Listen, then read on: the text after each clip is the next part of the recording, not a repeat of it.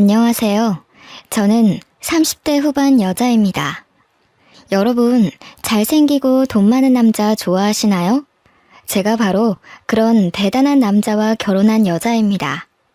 벤츠인 줄만 알았던 그 남자와의 결혼 생활은 제 인생을 하드코어로 만들어버렸는데요.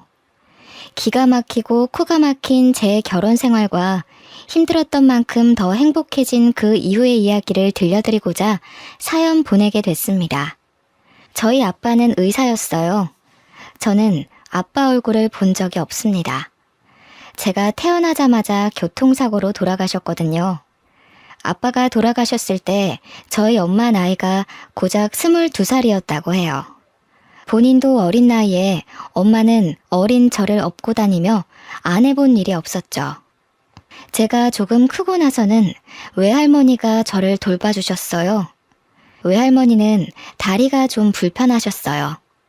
손녀딸 밥을 해주려고 떠리로 나온 생선을 들고 절뚝거리며 걸어오시던 할머니. 밤에 재래실 화장실에 혼자 가기 싫다고 하면서 볼일 다 볼 때까지 밖에서 기다려달라는 손녀의 말을 늘 들어주던 할머니. 그런 할머니에게 보냈어요. 할머니 등에 업히면 그렇게 포근하고 따뜻할 수가 없었거든요. 지금 생각해보면 정말 미안한 일 투성이에요. 초등학교에 들어가고 나서 엄마는 더 바빠졌어요.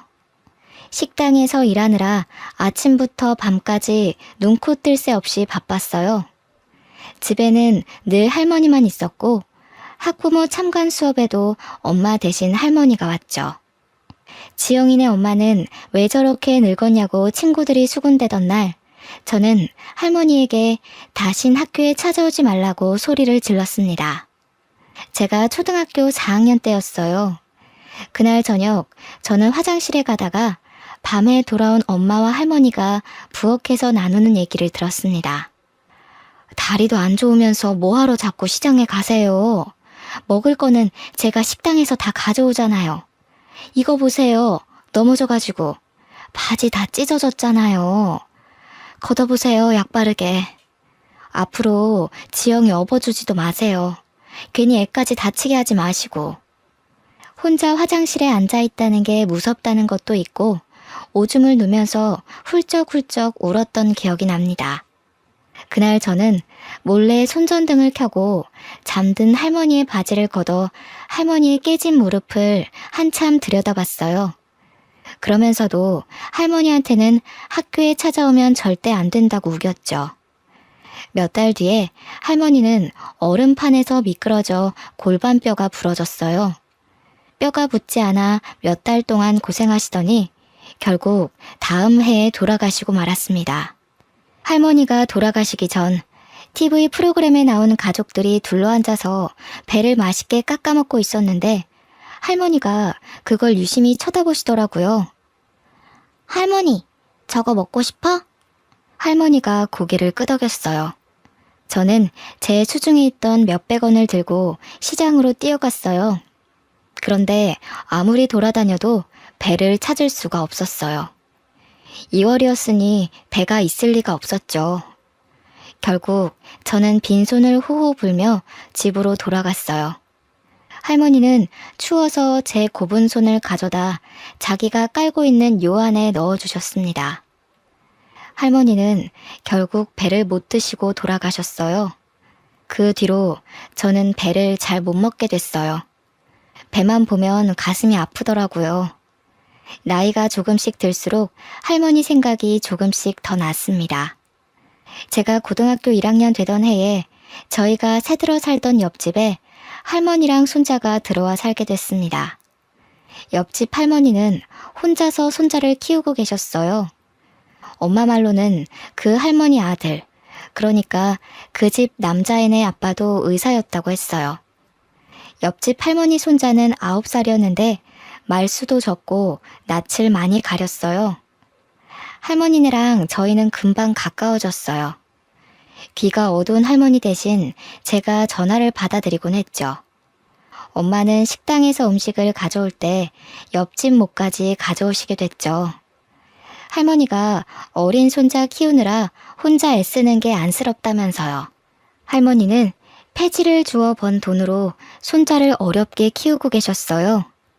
저도 시간이 날 때마다 할머니 손을 덜어드리려고 그 집 청소나 빨래도 해드렸어요. 제가 학교 다녀오면 저녁 지어서 가져다 주고 옆집 손자랑 저랑 나란히 앉아서 숙제를 할 때가 많았죠. 그 애가 숙제를 잘하고 있나 들여다보면 애가 되게 똑똑하다는 걸 알 수 있었어요. 특히 초등학교 2학년 산수는 걔한테는 너무 쉬워 보였어요. 저는 근처 한 책방에서 위탁년 참고서를 싸게 사다가 걔한테 가르쳐 봤습니다. 뭐든 금방금방 이해하는 아이더군요. 그렇게 그 아이와 자주 지내다 보니 할머니가 돌아가신 이후 처음으로 혼자가 아니라는 느낌을 받았던 것 같아요. 누군가에게 마음을 준다는 것, 챙겨줄 대상이 있다는 건 생각보다 훨씬 더 좋은 일이었습니다. 저희 엄마도 늘 그러셨거든요. 너보다 힘든 사람들에게 친절하게 대하고 따뜻한 마음을 가져야 한다고요. 그러면 좋은 일이 생길 거라고요. 한 번은 옆집 할머니가 목욕탕에서 미끄러져서 다리가 부러졌어요. 할머니가 제대로 움직이질 못하니 집안 살림이며 손자 밥 챙기는 것까지 제가 다 도와드렸습니다. 할머니가 제 손을 잡고는 말씀하셨어요. 아이고, 지영이는 어쩌면 그렇게 이쁘고 상냥하니? 지영이 같은 며느리들이면 내가 소원이 없겠어. 지영이도 공부 열심히 해서 아빠처럼 의사 되렴. 지영이같이 착한 의사가 있으면 병이 그냥 싹 나을 것 같아. 그건 저희 외할머니가 늘 하시던 얘기였어요. 할머니도 당신 사위, 그러니까 저희 아빠가 얼마나 잘생기고 착했는지 얘기하시면서 저도 아빠처럼 남을 돕는 의사가 되라고 하셨었죠. 그렇게 가족처럼 지내길 1년이 흘렀는데 제가 고2 때 저희는 이모가 살고 있던 충청도로 이사를 가게 됐어요.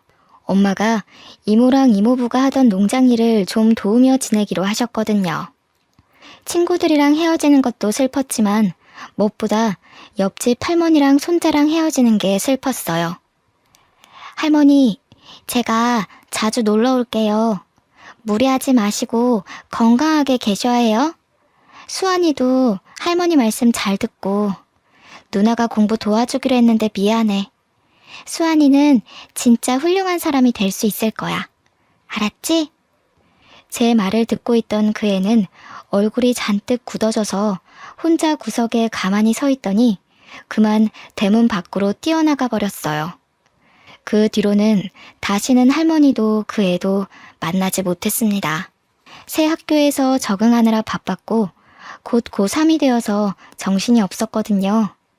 옆집 할머니랑 손자가 잘 지내는지 종종 생각이 났지만 얼마 뒤에 전화번호가 바뀌어 연락할 수 없게 됐어요. 나중에 찾아가 봤지만 이사 간 뒤였습니다. 그렇게 시간이 흘러 저는 대학에 가게 됐어요. 두 할머니는 제가 의사가 되길 바라셨지만 저는 사실 그렇게까지는 성적이 좋지는 못했어요. 의대는 못 갔지만 그래도 꽤 좋은 4년제 대학에 간호대를 갔어요. 열심히 공부해서 그 학교 대학병원에 취직도 했습니다. 간호사 일은 힘들었어요. 선배들 괴롭힘도 심했고 매번 환자가 돌아가시는 걸 봐야 하는 건 마음이 정말 힘들더군요. 그래도 아빠 생각도 나고 저는 남들 돌보는 일에 보람을 느끼며 일하고 있었습니다. 그리고 거기서 알게 된 남자가 저에게 구애를 하기 시작했습니다. 30대 중반의 성형외과 전문의였는데 시원시원한 이목구비에 키도 크고 비싼 스포츠카를 몰고 다니는 남자였죠. 한마디로 번지르르한 남자였습니다. 집이 엄청 잘 산다는 소문이 자자했어요. 병원에서 얼굴 좀 반반하다 하는 간호사들은 다들 그 사람 관심을 끌어보려 애쓰고 있었어요. 근데 저 진짜 궁금한 게 있는데 저 같은 애가 어디가 좋아서 이렇게 잘해주시는 거예요? 성훈 씨 주변엔 저보다 집안도 좋고 예쁜 여자들 많잖아요. 글쎄요. 저는 비슷비슷한 여자들은 질려서 말이에요. 그러니까 그게 그렇다기보다는 예쁘고 그런 거는 다 소용없는 것 같아요. 지영씨 같이 착한 여자가 최고죠. 사귄 지 6개월쯤 지났을 때 그 남자가 갑작스레 청혼을 하더군요. 다이아가 박힌 반지를 내미는데 그만 말문이 막히고 말았어요. 내 나이 35, 제 인생에 그렇게 비싼 반지를 받을 거라 생각해보지 못했거든요. 제 결혼은 처음부터 삐걱거렸어요. 시어머니는 식사 내내 저를 무슨 동물원 원숭이 마냥 안 입고 온 얼굴로 훑어보더니 결국 제가 잠깐 자리를 비운 사이에 남편에게 불만을 늘어놓고 있더군요. 아무리 아무나 못 드린다고 해도 그렇지. 어떻게 저렇게 빈티나는 애를 데려와? 저런 애들 우리 집안 돈 보고 달려들어서 어떻게든 빨아먹어보려고 기생충같이 들러붙는 건 몰라? 지영이는 진짜 그런 애 아니라니까요. 결혼 빨리 해야 하는데 그만 좀 하세요 진짜. 어휴, 고심 끝에 악수 둔다더니 제 아빠 닮아서 이상하게 촌스러운 여자들이나 좋아하지. 나중에 엄마 말 들을 걸 그랬다고 후회하지나 마라. 엄마는 너무 차이나는 결혼 아니냐면서 걱정을 하셨어요. 상견례 하고 나서부터는 더 걱정이 많아지셨죠. 지영아, 결혼은 신중하게 해야지. 아무래도 엄마는 마음이 좀 편치가 않네. 네 신랑도 그렇고 너무 잘난 집안인 것 같아. 우리 이쁜 딸 괜히 그 집안 사람들 등살에 속 썩는 거 아닌지. 너무 걱정하지 마세요. 부자들은 원래 자기 집에 누구 들일 때 깐깐하잖아요. 제가 들어가서 잘하면 생각이 바뀌실 거예요. 나 원래 어른들한테 이쁨 받는 스타일이잖아. 뭐가 그리 급했는지 남편 성화에 결혼은 번갯불에 콩 구워 먹듯 이루어졌어요. 병원에는 우리 둘이 결혼한다고 소문이 쫙 났고 절 질투하는 시선도 많았습니다. 전 아빠가 없이 자랐기 때문에 어릴 적부터 어서 빨리 저만의 따뜻한 가정을 꾸리고 싶다는 생각이 컸죠. 어쩌다 보니 나이만 잔뜩 먹었는데 이보다 더 괜찮은 남자를 만나기 어려울 거라는 생각을 했던 것 같아요. 괜찮을 거라고 엄마를 다독이면서 제 마음도 다독였던 것 같습니다.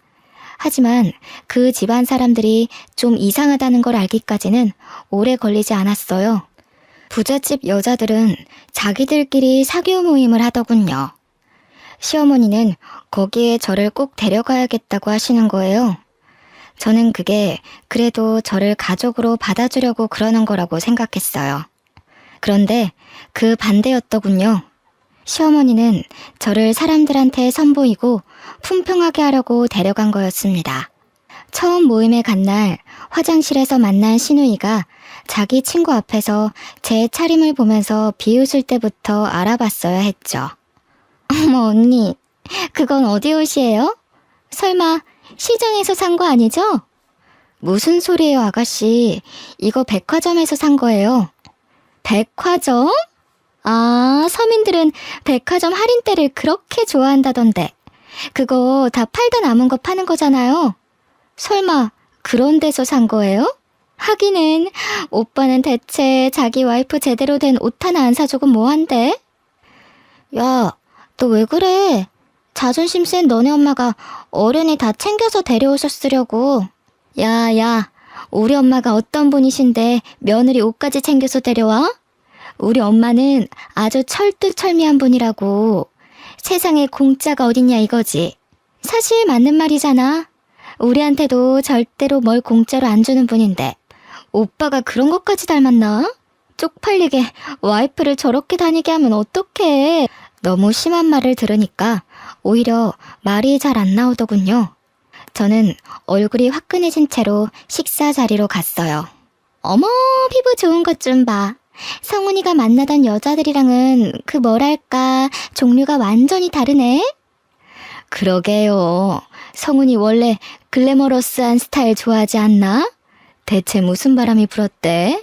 나도 그게 의문인데 그래도 뭐 장점이 있겠지 하면서 보는 중이야. 자기들도 좀 봐줘. 물건도 마음에 안 들면 반품하는데 내 아들 인생 망치는 일 없게 하려면 질이 어떤지 빨리빨리 뜯어봐야 하잖아. 아유, 미연 씨도 참 말 돌려 안 하는 건 알아줘야 한다니까.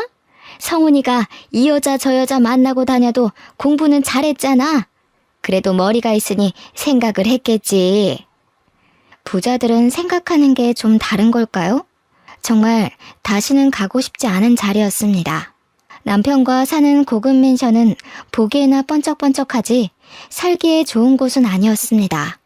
숨이 막히는 곳이었죠. 소박하지만 마당에 꽃도 키우고 상추도 키우며 마당에 앉아 가족들이랑 이웃이랑 도란도란 이야기를 나눌 수 있던 옛날 집이 그리웠어요. 결혼한 지 채 2달도 되지 않아 남편은 밥 먹듯 외박을 하기 시작했습니다. 외박을 하지 않는 날이면 술 냄새를 잔뜩 풍기고 새벽에 들어오기가 일쑤였죠. 어디 갔다 왔냐고 물어보면 하는 말이 인생의 즐거움을 찾으러 갔다 왔다나요? 그 사람이 말하는 즐거움이라는 게 뭔지 아는데도 오랜 시간이 걸리지 않았죠. 여자 향수 냄새를 잔뜩 묻히고 오기가 일쑤였으니까요. 하루는 금방 온다고 해놓고 안 오길래 새벽에 지하주차장에서 기다리고 있었어요. 남편 차가 들어오길래 반가운 마음에 가까이 가려는데 웬 여자가 술에 취해 몸도 못 가누는 남편을 부축해서 내리더군요. 전 주차장에 서서 굳어버렸습니다. 후들후들 떨리는 다리에 겨우 힘을 주고 집에 들어갔더니 남편은 소파에 널브러져 있더군요. 남편 주머니에서 핸드폰을 꺼내 열어봤어요. 미진이, 희영이니 하는 수많은 여자들과 전화와 문자를 주고받은 걸 보고 할 말을 잃었어요. 그날 뜬 눈으로 밤을 지새웠습니다. 저번에 그 여자는 누구야? 당신 새벽에 온 날 옆에 웬 여자가 같이 왔던데? 언제? 새벽에 들어온 날이 하도 많아서 모르겠는데. 안 들어온 날이 더 많던가? 집이 너무 지루해서 말이야. 오고 싶어야 말이지. 지루해서 그렇게 이 여자 저 여자 건드린다는 거야? 누구 말하는 거지? 왜? 안 돼? 그러니까 당신이 좀 안 지루하지 그랬어. 당신 같은 여자는 좀 다를 줄 알았는데 하나도 다를 게 없더라고. 결혼이 이렇게 재미없을 줄이야. 지금 그걸 말이라고 해? 당신 진짜 제정신이야? 재미없으면 무슨 짓이든 다 해도 돼? 하면 안 되는 이유는 또 뭔데? 간통죄로 고소하려고? 하려면 해봐. 빈손으로 와서 내 집에 빌 붙으면서 그 정도도 못 참아주냐? 하기는 우리 엄마 말대로 너 같은 애들이 하는 짓이란 게 다 그런 거겠지 뭐. 눈치도 없고 염치도 없고.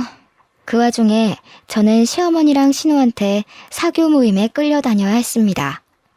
그 모임을 생각하는 것만으로도 죽을 맛이었어요.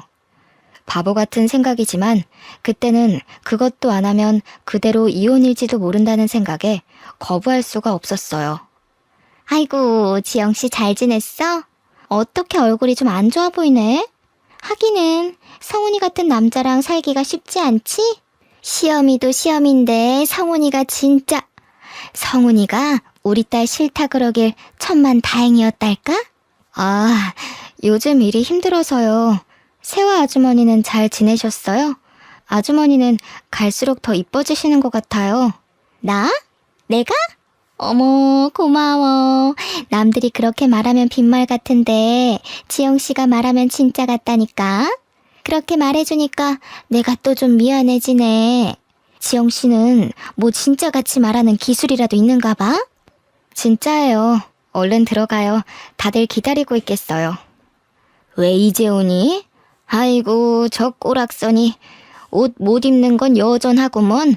우리 집안 이제 백화점이랑 장학재단도 운영해야 하는데 저런 애가 성훈이 옆에 있어야 한다니 앞날이 아주 그냥 캄캄하네. 진짜야? 그거 다 성훈이네한테 물려주는 거 맞아? 결혼도 했는데 여태까지 안 물려주는 거 보면 뭐 다른 수가 있는 거 아니었어? 이 여편 애들이 알지도 못하면서 그 촌스러운 노인네가 그 많은 재산 가지고 뭘 하겠어? 그냥 욕심나서 안 주고 있는 거지. 어차피 얼마 살지도 못할 거 왜 그렇게 끌어안고 있는지 물려줄 데도 없으면서 이승에 무슨 미련이 남아서 그날까지 펄펄 살아있는지 원. 펄펄 살아있는 건 아니지. 그때 입원하느라 성훈이 결혼식에도 참석 못하셨잖아. 그나저나 그 노인네 요새는 어디서 지내시나? 울 시엄마도 슬슬 양로원으로 보내야 할 텐데. 그 외에 고려호텔 양로원이 괜찮다던데. 그 할망구는 그런데 안 가. 그런데라도 좀 박혀 있었으면 좋겠는데 어찌나 촌스러운지. 그런 데는 답답해서 못 있는다나? 맨날 집에 돌아갔다가 탈나서 병원에 입원하잖아. 아유, 진짜 누가 성훈이 할머니인 줄 알까봐 겁난다니까. 아, 그 할머니 고집만큼 목숨줄 질긴 거는 우리가 다 알지. 자기가 고생이 많아. 얼른 물려줘야 성훈이가 병원도 차리고 할 텐데.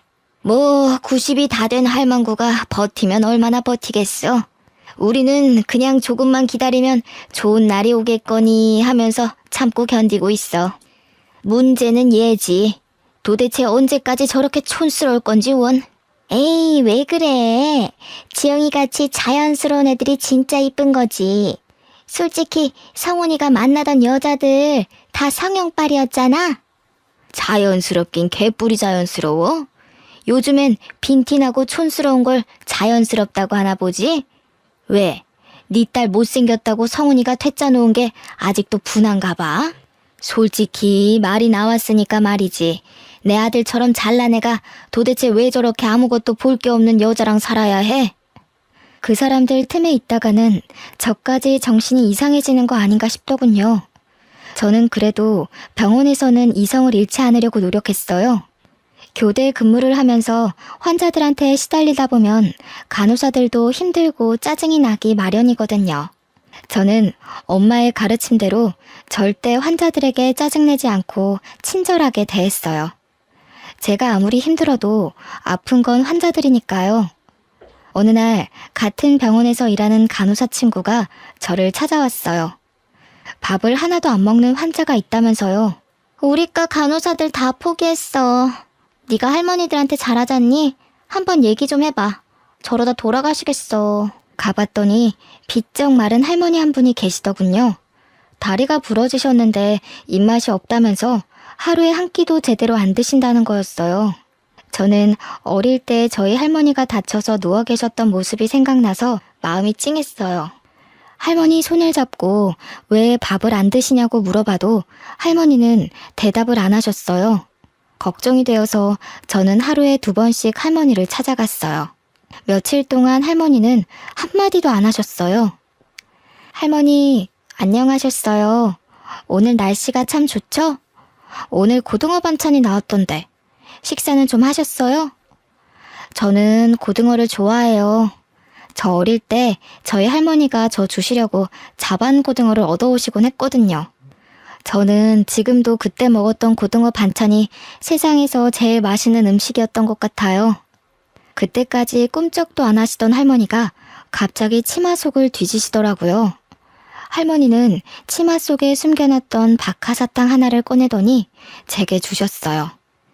이거 저 주시는 거냐고 했더니 말없이 고개만 끄덕이셨어요. 저는 그 사탕을 소중히 품고 집에 돌아갔습니다. 다음날 할머니에게 또 찾아갔어요. 사탕 맛있게 잘 먹었어요, 할머니. 어쩐지 답답한 이 좀 시원해지는 것 같지 뭐예요? 할머니가 주신 사탕에 무슨 마법이라도 들어있었나? 저한테 맛있는 거 주셨는데 할머니한테도 맛있는 거 드리고 싶어요. 뭐 드시고 싶은 거 없으세요? 할머니는 여전히 말이 없으셨어요. 저희 할머니는 아파서 누워 계실 때 배가 드시고 싶다고 그러셨어요. 그런데 그때 겨울이라 배를 못 구했거든요. 참, 그때는 제가 너무 어렸죠. 잘해드린 것 하나 없는데 너무 일찍 돌아가셨어요. 그때 할머니가 처음으로 말씀하셨어요. 막걸리. 어? 막걸리요? 아, 술은 좀 그런데. 할머니, 막걸리 말고 다른 거 드시고 싶은 건 없으세요? 막걸리. 아이고, 알겠어요, 알겠어. 막걸리 가져다 드릴게요. 환자한테 술이라니 안 될 말이었지만 어차피 아무것도 안 드셔서 잘못되시느니 드시고 싶은 거라도 드시게 하는 게 나을 것 같았죠. 다음날 몰래 할머니한테 가서 막걸리를 종이컵에 따라드리려는데 처음 보는 의사가 나타났습니다. 지금 뭐 하시는 거예요? 왜 환자한테 술을 줍니까? 그게 그러니까 죄송합니다. 전 그냥 할머니가 너무 드시고 싶다시길래 할머니, 막걸리는 안 된다고 했잖아요. 병원에서 술 드시면 안 되는 거 모르세요? 다른 걸 드시라니까 진짜. 안 먹어. 안 먹는다니까. 막걸리 줘. 저렇게 드시고 싶다는데 딱 한 잔만 드리면 안 될까요? 안 되는 건 아는데 이거 드시면 입맛이 도실지도 모르잖아요. 식사 안 하시는 게 너무 신경이 쓰여서 그래요. 제발요. 진짜 안 되는데. 결국 저는 할머니에게 막걸리를 드렸어요. 정말 다행인 건 그날 할머니가 저녁 식사를 하셨다는 거였습니다. 저를 말리던 의사는 새파랗게 어린 인턴 의사였어요. 그 인턴도 할머니가 걱정이 돼서 자주 가보는 모양이더라고요. 남편의 바람기는 계속됐어요. 급기야 집에 여자들을 끌어들이기까지 했습니다. 정말이지 기가 막히고 코가 막혔습니다. 내가 아무리 무시를 당하고 살아도 그렇지 이렇게 대놓고 여자를 끌어들이다뇨. 저는 또 뜬 눈으로 밤을 지새워야 했어요. 아무리 이혼이 무서워도 더는 이렇게 숨막히게 살고 싶지 않았습니다. 저는 다음날 병원에서 좀 떨어진 부동산에 찾아가 원룸을 하나 얻었어요. 당장 입을 것만 챙겨서 원룸에 들어갔습니다. 원룸에 누워 천정을 보고 있자니 제 신세가 처량해서 헛웃음이 나올 지경이더군요. 그냥 내 둥지를 만들고 싶었던 것뿐인데 어쩌다 이렇게 됐지? 앞으로 어떻게 해야 하지? 그때 퍼뜩 그런 생각이 들었습니다. 제가 그런 남자랑 살고 있는 걸 할머니가 아시면 얼마나 슬퍼하실까 하는 생각 말이에요. 다음날 아침 저는 집에 들어가 술에 취해 자고 있는 남편을 깨워 이혼하자고 말했어요. 결혼한 지 고작 6개월이 넘었을 뿐이었죠. 너무 빨리 이혼하면 위자료를 못 받을 수 있다는 말도 있었지만 그런 게 중요한 게 아니란 생각이 들었어요. 그런데 남편이 싫다는 거였습니다. 이유가 가관이었습니다. 좀 기다려봐. 뭐 이렇게 급해? 이혼하면 그 할망구가 재산 안 물려줄지도 모른단 말이야. 결혼하면 금방 줄 알았는데. 콩고물이라도 받으려면 더 참고 견뎌야지. 안 그래? 세상에 공짜가 어딨어? 그날 저녁 근무가 끝나고 원룸에 들어가 사탕 할머니가 주신 박하사탕을 들고 바깥으로 나갔어요. 가슴이 답답해서 바람이라도 쐬려고요. 거기서 사탕 할머니 때문에 알게 된 인턴이를 만났습니다. 알고 보니 옆집에 그 인턴이가 살고 있었더라고요. 그 사람은 아무것도 묻지 않고 제 옆에서 별을 보고 있었습니다. 제가 결혼한 걸 알 텐데 왜 혼자 원룸에 사는 건지 물어보지 않는 게 참 고마웠어요. 이혼 자체보다 병원 사람들이 수군대고 남편이랑 어떻게 된 거냐고 물어볼 게 너무나 두려웠습니다. 다행히 사탕 할머니는 밥을 그 뒤로 곧잘 드셨어요. 할머니가 드시고 싶다는 게 있으면 저는 조금이라도 빨리 갖다 드리려고 노력했어요. 제 현실은 너무나 답답했지만 사탕 할머니한테만 가면 마음이 한결 편해졌어요. 할머니는 저에게 이것저것 물어보실 정도로 마음을 여셨습니다. 몇 살인지, 부모님은 살아계신지, 어린 시절은 어디서 보냈는지 그런 걸 조금씩 물어보시더군요. 본인 얘기도 해주셨어요. 남편을 일찍 여의고 혼자 아들을 키우느라 안 해본 일이 없으시다고요. 저희 집 얘기랑 비슷해서 할머니에게 더 정이 갔습니다. 나이 드셔서라도 좀 편하게 사시면 좋을 텐데 보니까 찾아오는 식구 하나 없는 게 좀 안쓰러웠죠. 인턴이도 그렇게 생각하는지 제가 누구 찾아온 사람 없냐고 물어보니까 없었다고 하면서 한숨을 쉬더군요. 어느 날 집 앞에 밤바람을 쐬러 갔다가 그 인턴이를 또 만났어요. 한참을 가만히 별을 보며 있다가 그의 이야기를 듣게 됐습니다. 인턴이도 어릴 적 부모님이 돌아가셔서 할머니가 키워주셨다고 했어요. 알고 보니까 그 사람도 할머니가 그리워서 사탕 할머니를 자주 찾아가는 거였습니다. 할머니가 그리울 때마다 별을 봐요. 할머니가 저한테 아빠처럼 의사가 되라고 자주 말씀하셨거든요. 그런데 의대 합격하기 전에 돌아가셨어요. 의사 가운 입은 모습 꼭 보여드리고 싶었는데 그 사람 옆에서 별을 보고 있으려니 어쩐지 혼자가 아니라는 기분이 들었습니다. 평화는 오래가지 않았어요. 며칠 뒤 병원에서 저는 남편이 갓 들어온 어린 간호사를 데리고 약품 창고로 들어가는 걸 목격하고 말았습니다. 남들 시선도 시선이지만 어린 간호사가 제 남편에게 잘못 놀아날지도 모른다는 생각에 말려야 할 것 같았어요. 문을 벌컥 열었습니다. 여기서 뭐 하는 거야? 남들 보면 어쩌려고. 진짜 사람들한테 망신당해야 속이 시원하겠어? 거기 신입도 이 사람하고 엮이지 말아요. 입사하자마자 사람들 입방아에 오르내리고 싶어요? 어허, 이거 집 나간 여자가 왜 말이 많아? 난 어차피 여기 나가서 병원 개원할 거라 상관없는데? 집에서 바가지를 못 긁으니까 밖에서라도 괴롭히는 거냐? 그렇게는 안 되지. 너 따위가 뭐라고 나를 방해해?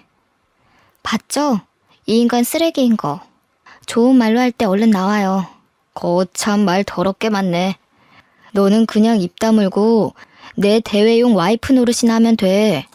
재미없어도 내가 데리고 살아준다잖아. 앞으로 백화점도 생기고 재단도 생길 텐데 뭔 불만이 그리 많아? 그냥 입만 다물고 있으면 된다니까. 저는 결국 약품 창고 문을 닫고 나왔습니다. 괜찮은 줄 알았는데 결국 눈물이 흐르더군요. 눈물을 훔치며 화장실 쪽으로 가는데 옆집 인턴이와 딱 마주쳤습니다. 왜 우냐고 얼굴에 물음표를 잔뜩 띄우고 물어보는데 전 별일 아니라면서 화장실 쪽으로 도망쳤어요. 그런데 그 사람이 남편이 들어가 있는 약품 창고 문을 벌컥 여는 게 아니겠어요? 아, 세준 씨, 거긴 안 돼요. 그냥 가던 길 가시라니까. 창피한 마음에 말려봤지만 그는 이미 모든 걸 목격한 후였죠. 그날 시어머니로부터 다음 모임에 참여하라는 호출이 왔습니다. 저는 시어머니를 만나 단판을 지으려고 일단 찾아갔어요. 남편이 지금까지 심하게 바람을 피웠고 지금 별거 중이며 병원에서까지 여자들을 건드리고 다닌다는 걸 알리며 이혼하겠다고 말했습니다. 그런데 이 집안 사람들은 저를 실망시키는 법이 없더군요. 시어머니는 뭐 그런 걸 가지고 소란을 피우냐는 얼굴이었습니다. 그게 다야? 뭐 별것도 아니구먼. 우리 아들같이 다 가진 남자랑 살면서 그 정도도 없을 줄 알았어? 우리가 물려받을 재산이 얼만데 세상에 공짜가 어디 있니? 성훈이가 너랑 이혼한다고 안 하는 것만 해도 다행인 줄 알아. 그래요, 언니. 언니가 지금 이혼하면 언감생심 우리 오빠 같은 남자 만날 수 있을 것 같아? 아니, 나이가 그렇게 많은데 결혼이나 할 수 있을까 모르겠네. 솔직히 나이가 문제가 아니긴 하지. 스타일이 그렇게 촌스러워서야 남자들이 거들떠나 보겠어요? 이혼이야 소송하면 되지만 솔직히 전 그 모든 걸 감당할 자신이 아직도 없었어요. 다음날 답답한 마음을 안고 사탕할머니를 찾아갔습니다. 그동안 사탕할머니는 뼈가 무사히 붙어 내일이면 퇴원을 하게 되었어요. 할머니가 무사히 나와서 정말 다행이에요. 그러니까 밥 잘 드셔야 한다고 했죠? 그래도 살도 좀 붙으시고 한결 좋아지셨어요. 할머니 퇴원 기념으로 제가 소원 하나 들어드리고 싶은데 혹시 바라는 거 있으세요? 네 남편이 이 병원 의사 조성훈이야? 그 엄마가 강남타워 사는 김미연이고 맞지? 네, 맞아요. 아이고, 우리 할머니는 귀도 밝으시네. 어떻게 그걸 다 하셨대? 하긴 사람들이 어지간히 떠들죠. 귀가 밝으신 거 보니까 밥도 많이 드실 수 있겠다. 밥 많이 먹어야 퇴원시켜드려요. 얼른 하세요. 그 인간 아주 인간 말종이지? 같이 살기 아주 더럽지? 말종도 그런 말종이 없지? 시엠이랑 해가지고 시동생도 아주 싹퉁머리를 밥 말아 먹었지? 아니, 그걸 어떻게... 아니에요, 할머니. 저희 남편이 얼마나 저를 아껴주는데요. 그날 사탕 할머니는 목욕탕에 가고 싶다고 하셨어요. 동네 목욕탕에 가고 싶으시다고 그게 소원이라고 하셨습니다. 인턴의 세준 씨의 도움을 받아서 할머니를 모시고 가까운 목욕탕으로 갔어요. 저희 할머니를 씻어드리는 심정으로 구석구석 씻어드렸습니다. 오히려 제가 한을 푸는 느낌이었어요. 목욕을 하고 나와서 우유를 하나 사드렸더니 할머니는 저한테 너는 소원이 없냐고 물으셔요. 저는 돌아가신 할머니가 보고 싶다고 했습니다.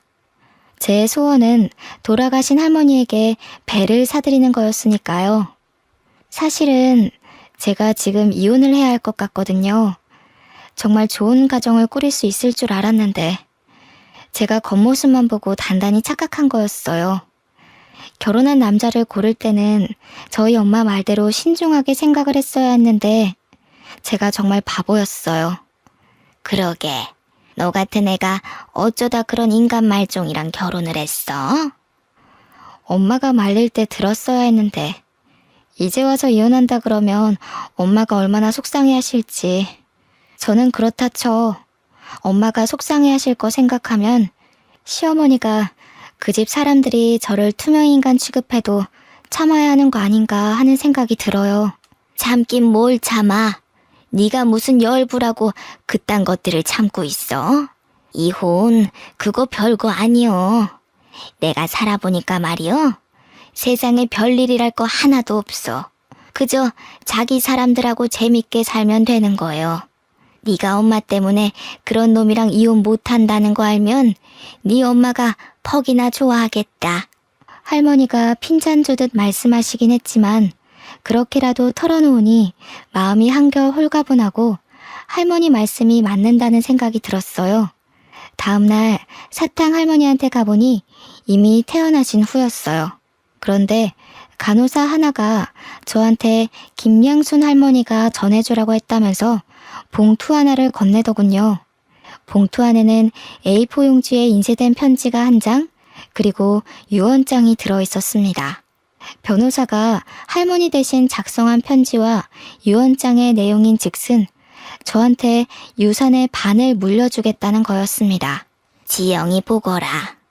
나는 내 나이 20도 안 되어 애아빠를 먼저 보내고 안 해본 일이 없이 살았다.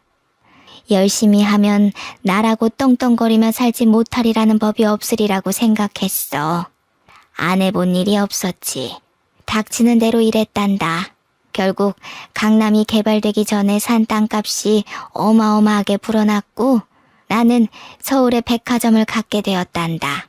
부자가 되어 떵떵거리는 거, 그게 그렇게 소원이었는데 그것도 별거 아니더구나. 남편을 일찍 보낸 것도 모자라 아들까지 일찍 보내고 나니 정말 사는 낙이 없었어. 돈이 아무리 많으면 뭐하겠니? 즐거운 일을 나눌 사람이 없는데. 짧은 시간이었지만 너랑 세준이를 만나서 참 행복했단다. 내 증손주조차 내가 저 일하는 병원에 입원해도 창피하다고 한 번도 찾아오지 않았는데 너희들이 매일같이 찾아와줘서 얼마나 즐거웠는지 모른다. 특히 지영이 네 덕에 몇십 년 만에 사는 재미를 느껴봤다. 내 증손주가 네 남편 조성훈이다. 증손자 며느리인 줄 알았으면 진작에 말을 해줄걸. 우리 아들은 반듯한 애였는데 손자나 증손자가 왜 그 모양인지 모르겠다. 조성훈이라는 녀석 아무리 고쳐 쓰려고 해도 어려운 몹쓸놈인 거 내 속속들이 잘 알고 있다. 네가 그런 남편의 시애미까지 감당하느라 그동안 얼마나 고생이 많았니? 나는 갈 날이 얼마 남지 않았다. 가기 전에 이승에서 기쁨을 느낄 수 있게 해줘서 정말 고맙구나. 내 성희가 네가 당한 아픔에 조금이라도 위로가 되면 좋겠다. 유언장에 따르면 저뿐만 아니라 인턴의 세준 씨한테도 원룸 건물이 하나 주어졌습니다. 이게 무슨 자다가 하늘에서 떡이 떨어지는 소리일까요? 사탕할머니가 남편의 증조 할머니였다니. 그것도 놀라운데 저한테 재산의 반을 주시겠다니. 저희 엄마가 늘 남들한테 잘하면 자다가도 떡이 생긴다고 했는데 그게 이런 걸 말한 거였나 봅니다. 편지에는 재산의 나머지는 모두 기부하겠다는 내용도 있었습니다. 그러니까 내 남편 조성훈과 시어머니 김미연, 그리고 시누이 조성미까지 증조 할머니로부터 아무것도 받지 못한다는 거였죠. 그들은 받지도 않을 재산을 받을 걸 계산해 돈을 끌어다 쓰고 있었는데 큰일이 난 거였죠. 대학병원 탈출한다고 노래를 부르던 남편은 대출을 내서 병원을 꾸려 이제 개업만 앞둔 상황이었습니다. 남편은 결국 다 차려놓은 병원을 몽땅 빚으로 떠안게 되었습니다. 돈도 돈이지만 의사 면허를 잃었거든요. 남편이 약품 창고에 들락거리는 걸 이상하게 생각한 인턴의 세준 씨가 남편이 마취약품을 몰래 빼돌린다는 사실을 알게 됐고, 조사 끝에 남편이 그 약품들을 각성제 등의 용도로 엄청나게 복용하고 있다는 것이 밝혀졌습니다. 어쩐지 그 인간 하는 짓이 정상은 아니긴 했죠.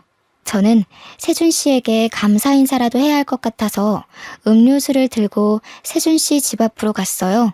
초인종을 누를까 하다가 그냥 음료수만 두고 오려는데 문이 열리고 세준 씨가 나왔습니다. 고마웠다고 인사라도 하려고 왔어요. 이제 자주 못 뵐 것 같아서. 절 위해서 하신 일은 아니겠지만 덕분에 남편한테서 벗어날 수 있게 된 것 같아요. 세준 씨도 부모님 없이 어렵게 큰 것 같던데. 할머니가 세준 씨 것도 남겨주셔서 다행이에요. 저한테 다 주시긴 했지만. 받을만 하니까 주셨죠. 지영 씨는 받을 자격 있어요. 제가 그걸 다 어디다 쓴다고 저한테 그렇게 큰 돈을 물려주셨는지. 아무튼 다음 주에 할머니 뵈러 갈 건데 괜찮으시면 저랑 같이 가요. 돈이야 좋은 데 쓰면 되죠. 근데 아직도 저 모르시겠어요? 예? 모른다니 뭘. 저 수원이에요. 옆집 살던 지수환이요. 누나가 저 공부도 가르쳐주고 밥도 해주고 그랬잖아요. 할머니가 이름 바꿔야 한다고 바꿔주신 건데 아무리 그래도 그렇지 어떻게 그렇게 몰라보세요? 저는 누나 보자마자 알아봤는데.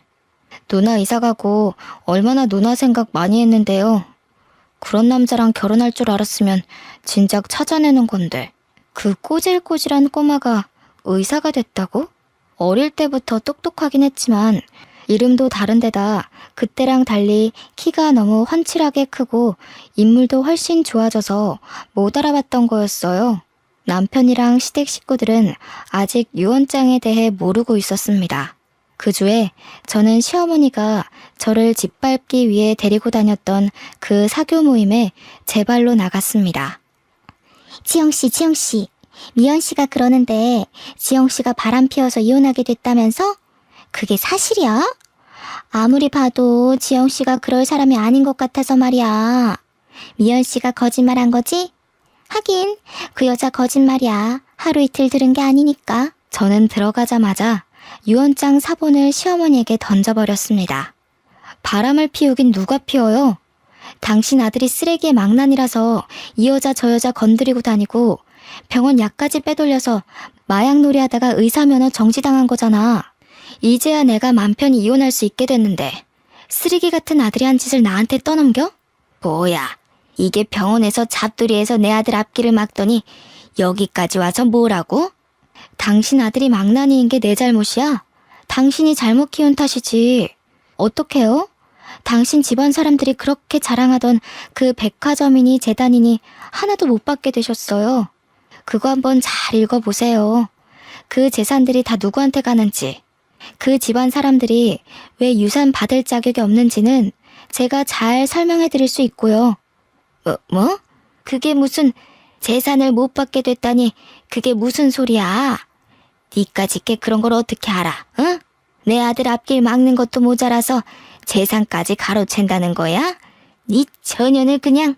시어머니가 일어나 제 뺨을 때리려 하는데 사교 모임 사람들이 다 같이 시어머니를 막았어요. 사람들이 시어머니를 끌고 나가 문 밖으로 밀어버렸습니다. 그리고 문을 잠가버렸어요.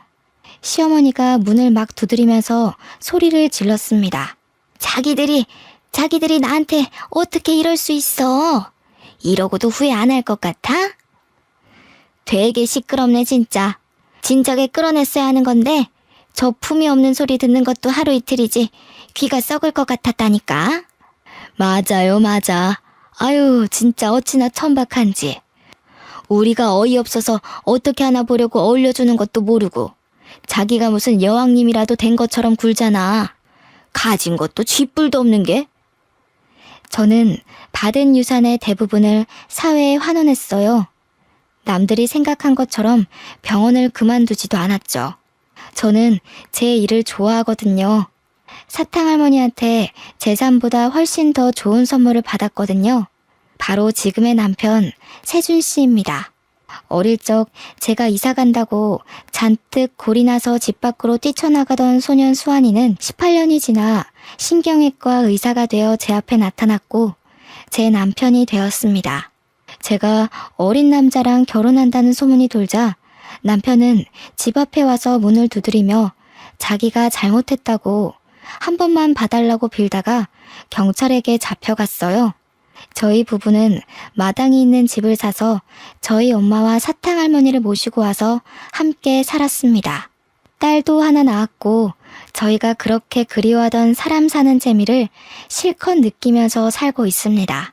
사탕할머니가 몇 년 후 돌아가셨지만 돌아가시기 전까지 저희와 즐거운 추억을 많이 쌓으셨어요. 제 이야기는 여기까지입니다. 정말 힘든 일도 많았지만 저희 엄마 가르침대로 늘 좋은 마음을 잃지 않으려 노력했더니 인생이 180도 바뀌었습니다. 제 이야기를 들어주신 여러분들께도 쨍하고 볕들듯이 좋은 일들이 생기길 바랄게요. 감사합니다.